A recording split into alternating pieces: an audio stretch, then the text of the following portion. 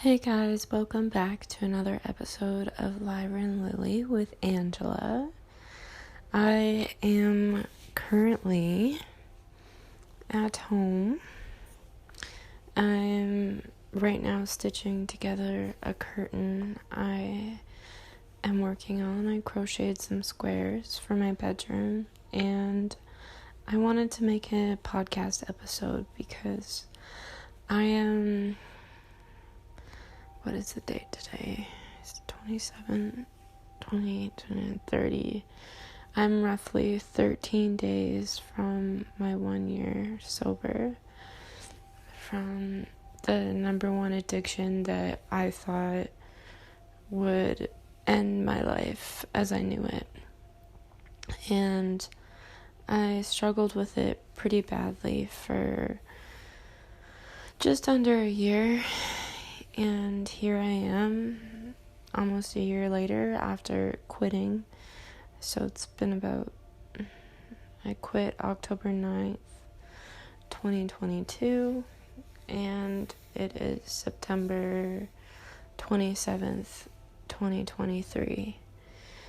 And I have been on a journey. I moved back to my hometown last year, October 9th, the day I got clean. And then I've been here, and it's been beautiful and chaotic and confusing, and the best way I've been able to describe it is coming back home, I'm around family, and so I'm learning how to have these familial relationships that I didn't have forever or even really in a long time. At least I'm at an age now where I can understand things a little bit more. And I am an adult now. And things have just been blowing my mind, and I've been working hard. And each month, the 9th of every month, is a celebratory period for me. I remember the first few months, I was so proud of myself every month. It was my own little holiday, even if no one else congratulated me, I made sure to congratulate myself. And then as time went on, I kind of forgot about it, and I was focused on living my life and the now moments. I didn't really think about those kind of things. And in May of this year, I got a job. I got a job at a farmer's market, and I was selling crystals, and I loved that job. It was absolutely amazing. It was perfect for me. I got to learn so many valuable skills, but most importantly, I had great employers who had good morals. Good morals and ethics. And they were really patient with me, and I can proudly say that it was the first job that I ever worked the most consistently at.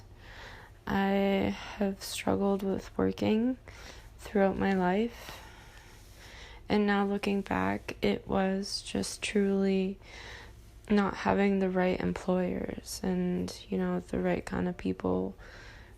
And basically, I had a huge growing moment, and it gave me this pride I've never had. And the more I did it and the more consistent I became, the more I realized that I could achieve these goals and dreams I had in my life for a long time that I didn't think I could achieve, because I had always felt like I never would be able to do those kind of things. I was always going to be just lost and never measure up to what I needed to be in society. And through that newfound confidence, I was able to apply I was able to apply that to different areas of my life. I started to look at my own business, my podcast, and everything like that. And I will also say that I'm really happy. When I first started my podcast, we only had the option just to upload. And now, with the new updates, I'm able to schedule it. So, even though it's September 27th right now, 2023, as I'm recording this, you guys probably won't hear this till the new year. And that's okay, because for me, I decided to make YouTube versions of my podcasts. Now, it's not videos of me sitting here talking, because I don't prefer to do it that way. When I speak on here, I just hit record and I share what's in my heart and in my mind, and I follow my intuition, and I allow it to help me know and trust that I'm going to have the right words to speak what I'm trying to say. And yeah, going back to what I started this episode with, I have accomplished a lot of things in my first year, and I'm not even at my official 1 year yet. And just yesterday, I got a phone call asking if I was willing to bring home a beautiful kitty cat who, sadly, her family wasn't able to take care of her anymore. They were just too busy for her. And I said yes. And I didn't even know what she looked like or anything like that. And I brought her home. They brought her over yesterday. And she's changed my life. At 25 years old, I'm 26 now, but I have been on this big standstill of, do I want to have another pet, a cat or a dog, or do I want to have children, and by having this opportunity, I realized, and especially since knowing her, she didn't really have a good name. I won't share it here, but as soon as I heard that she didn't have the name she had been called and that she needed a new name, the name that popped into my head was Lola.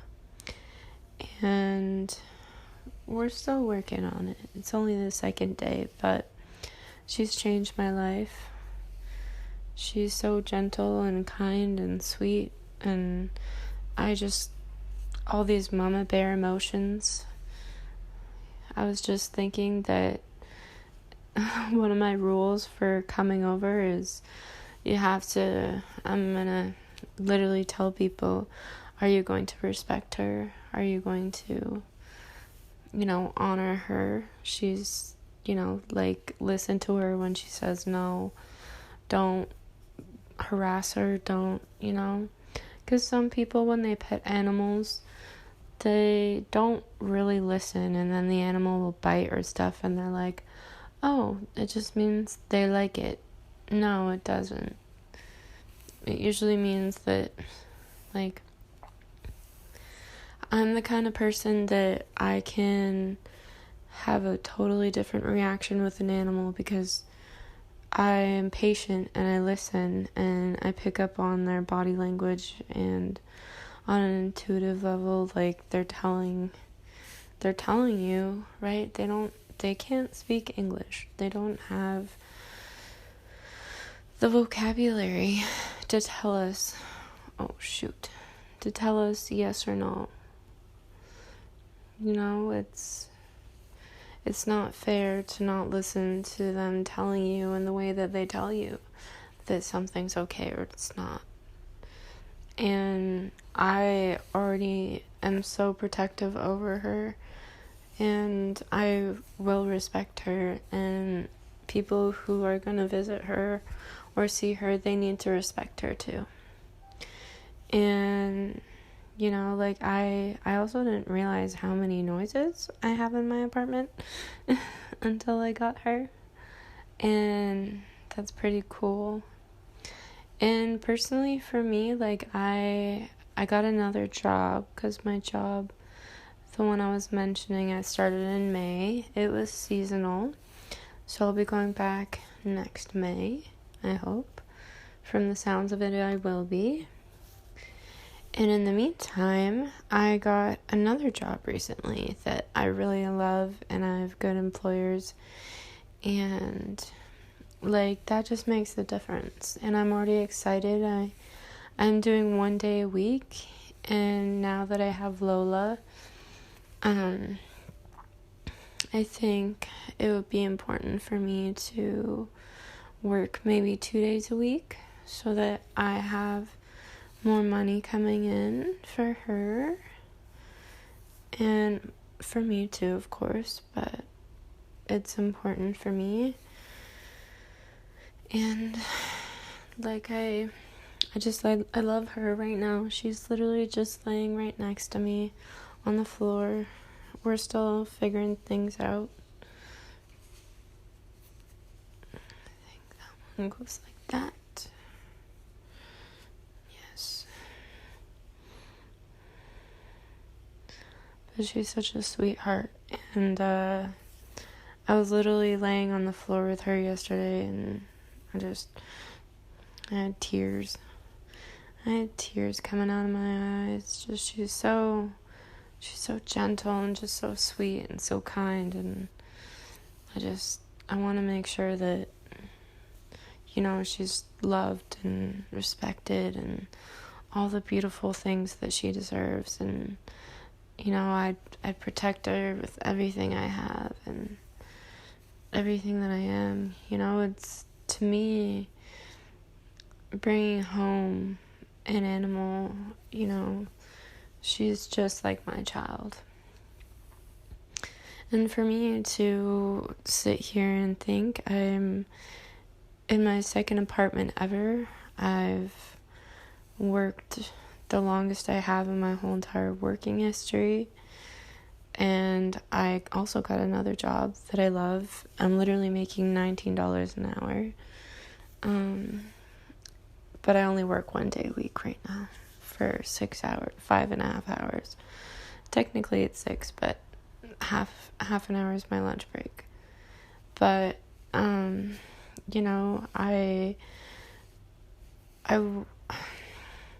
if I had known the beauty of where I am right now in those really hard moments going through my addiction, if I knew that not only would like my relationships with my family all of a sudden, not all of a sudden, but like blossom, and that I would make friends, and that I would have a home, and I wouldn't have to worry as much about things, or that, I'd be working at a job I love, or that most importantly, I'd be safe.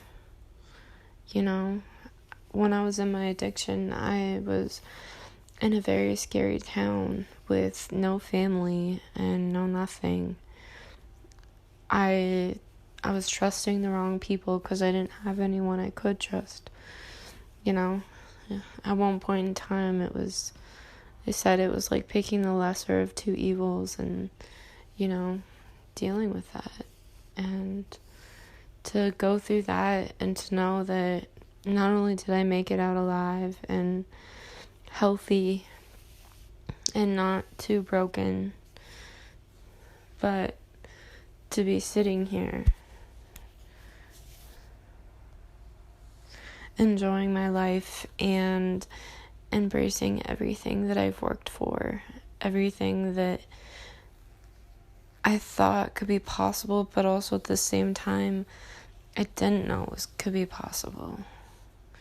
I knew something in me told me to just keep having faith and to keep trying and to not give up on life, not give up on myself. And, even in those moments of not even being in the right frame of mind because I'm traumatized, and every day I'm constantly being re-traumatized. I was in a toxic relationship again, the stuff that comes with that. Like, I got a counselor. And for me, I am very grateful I have a counselor, because my last relationship before I moved here,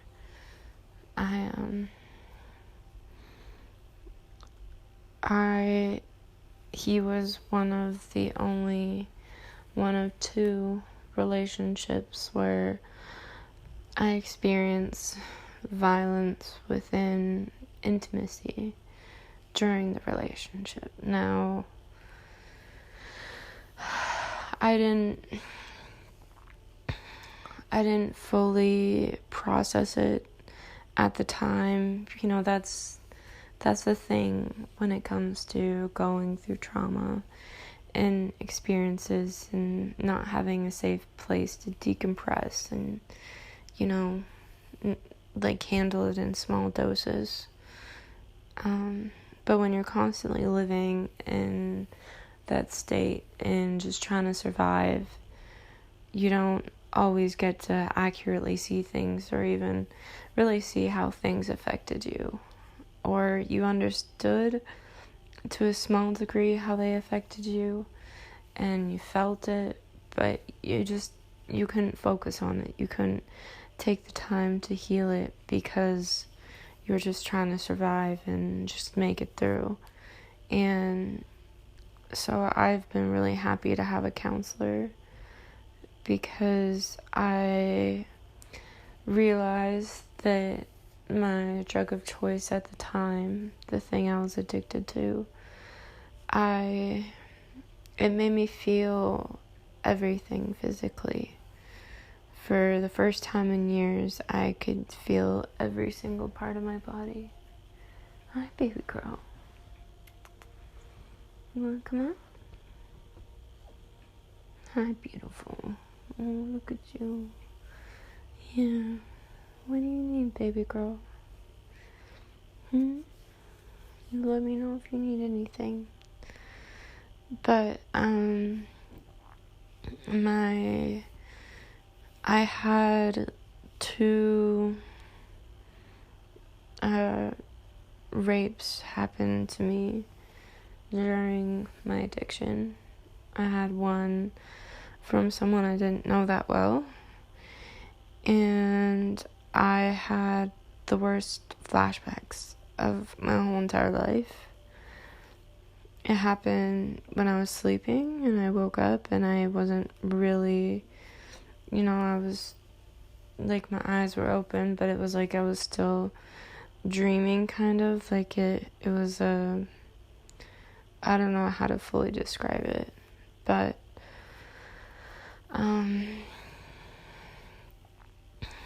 I had severe flashbacks from that one. I couldn't, process it fully. Hold on 1 second.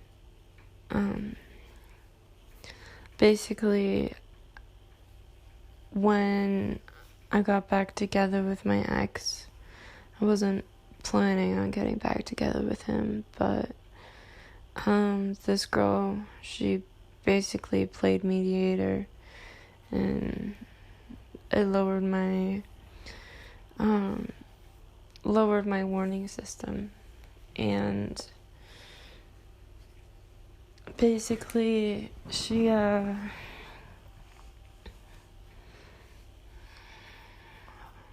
sorry, I'm just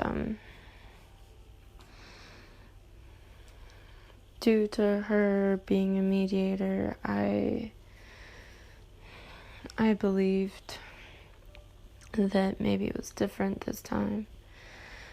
And when we went to have sex for the first time, I was so traumatized from the rape that had happened. It was the first one in my whole entire life that I had flashbacks while trying to have sex, and it was so terrible. My ex actually got mad at me because he used to always want me to perform oral on him, and I honestly don't really like that. And so he used to tell me that he'd get it from someone else and all that kind of stuff if I didn't give it to him. And but part of my rape was the guy put his hand on my head, and so for me, I just couldn't do it anymore. It was already hard enough to actually just have sex, but it was even more traumatic to do that, and my ex got mad at me. And right before I left, basically, because I was homeless, and I had lost my place, and I was staying with him. The last time we ever had sex, he was doing it in the back end, and he really hurt me. He really, really hurt me really badly. And even to this day, I still get pain, and my body winces if I have a flashback or anything like that. And for me, the main reason I really wanted a counselor was for my book and reading the file, but I'm so glad I have one because I realized I allowed the emotions to flow, and this was the only reason I'm able to talk about this is because I talked about it with my counselor, but I was finally able to share what had happened with my counselor, and I wrote it down in a book, and I let it all out, and I shared it with her, and I also made a list of all the people that had raped me in my life that I could remember, and I sadly can say there's a list of 15 names. And just to think that, like, all throughout my life too, but yeah, it's confusing and complexing to think that out of all of them, during my addiction, were the ones that impacted me the most. My theory on it was when I was 4,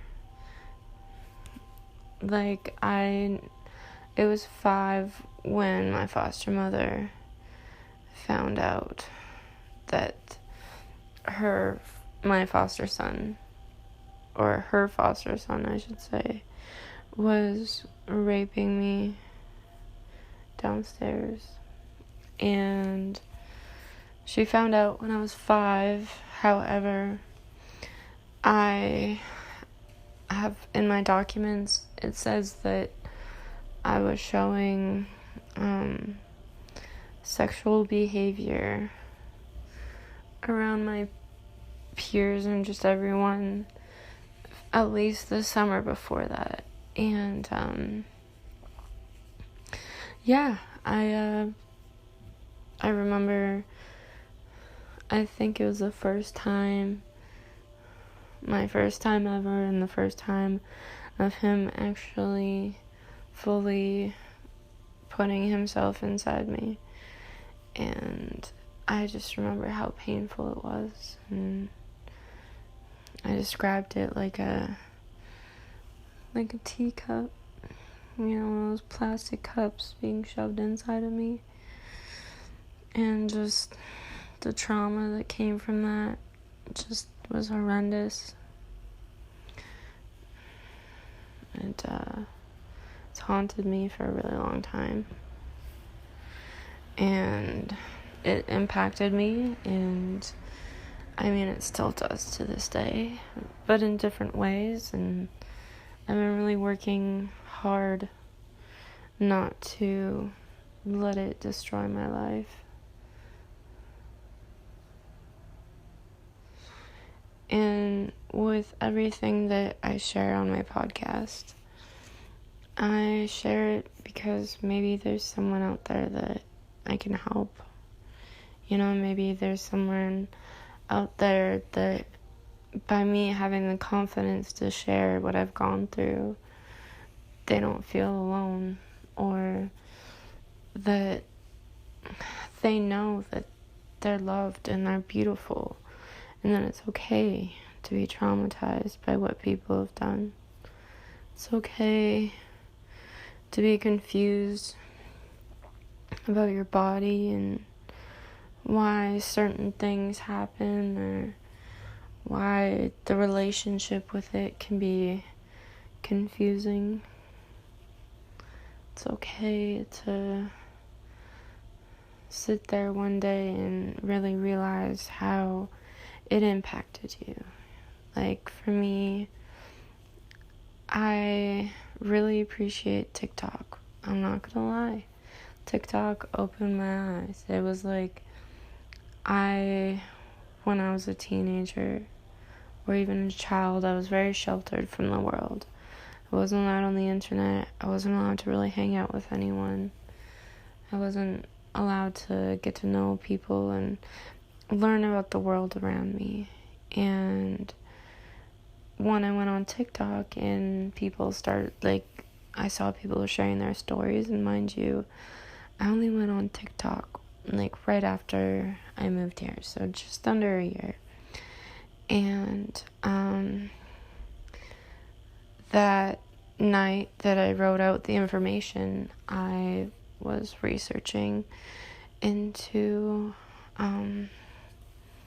rape in relationships, and I realized that it actually does happen. That, just because you're in a relationship with someone doesn't mean that they get to pressure you and all that stuff. And yeah, it's a confusing world. But going back to what I was saying about how it affects you, is I found out that a lot of the things I struggle with, I still do sometimes, but not as much as I used to. But I found out that they are common symptoms of, what happens, a trauma response to, dealing with sexual assaults or rapes. And I didn't know that. I just thought there was still something wrong with me, and that I spent a lot of my younger years believing that I was messed up, that I would never recover, because people told me I was that way. People told me that,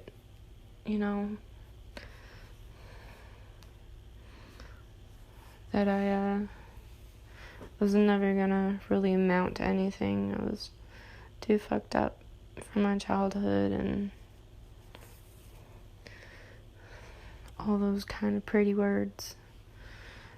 But I definitely don't feel that way anymore. And I don't allow people to make me feel that way. I know that I was worthy before putting in all this hard work. But now it's not just the words and internal. I worked really hard on the external. I spent since 2018 working on my insides. working through the trauma and all the experiences that I had. I went through flashbacks. I went through all these kind of things, and I did it by myself, but I'm okay with that because I did it for me. In those dark moments when I was all alone and all I literally had was, the memory of my foster mother and my great-grandfather and, my guardian angels. I was okay. I made it through. And getting to where I am now, I realized that, I don't know. I've always been a very spiritual person. I've always believed in all these things. But I've also come to realize that a lot of these things could be what I call my daytime nightmares.